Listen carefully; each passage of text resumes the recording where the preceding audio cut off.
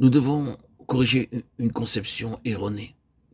Dans le précédent audio, j'ai fait référence à la croix. Maintenant, je me réfère au corps de Christ.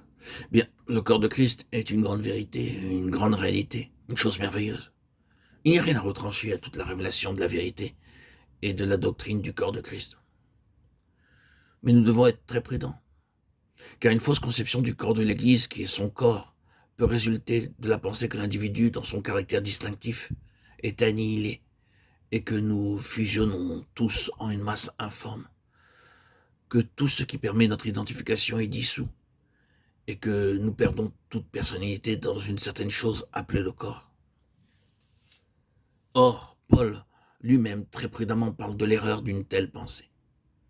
Si tout le corps était œil, s'il était tout huit, 1 Corinthiens 12, 17. C'était sa manière d'aborder ce danger, le péril, de supposer que le corps entraînerait un agglomérat conduisant à la perte de l'individualité distinctive.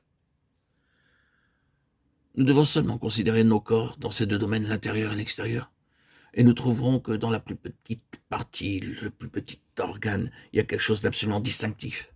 Chacun a une forme distincte et une fonction distincte, quelque chose qui lui appartient. Un des effets de la maladie dans le corps humain consiste à détruire le caractère distinctif d'un organe pour qu'il perde sa fonction propre et sa particularité. C'est une maladie. Nous devons donc ajuster nos concepts concernant le corps. Nous confondons l'individualité avec l'individualisme, et c'est justement là où nous avons tort. Oui, l'individualisme doit être rejeté, mais l'individualité jamais. Est-il nécessaire de poursuivre par la création? Pourquoi cette inépuisable et immense variété dans la création de Dieu? C'est une des merveilles de la création, sa variété infinie.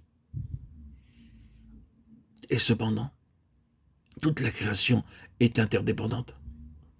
Chaque branche dépend d'une autre branche, la fleur de l'abeille et l'abeille de la fleur, et ainsi de suite. Ce principe est démontré dans la création. Une forme, un domaine, un organisme, absolument dépendants l'un de l'autre, justifiant leur existence et réalisant leur destinée.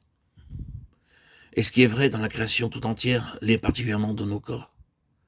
Quand le corps est pris comme une figure de l'Église, il en est ainsi une immense variété, et en même temps une merveilleuse unité. Mais chaque partie a son caractère distinctif, de contribution et de fonction, comme quelque chose qui lui appartient en propre et qui est indispensable pour l'ensemble. Et c'est l'argument que Paul présente aux Corinthiens. Nous ne disons pas que nous n'avons aucun besoin de ceci, nous ne pouvons pas nous dispenser de cela, car l'ensemble en dépend et en a besoin parce que c'est une chose qui en elle-même a de la valeur pour le Seigneur.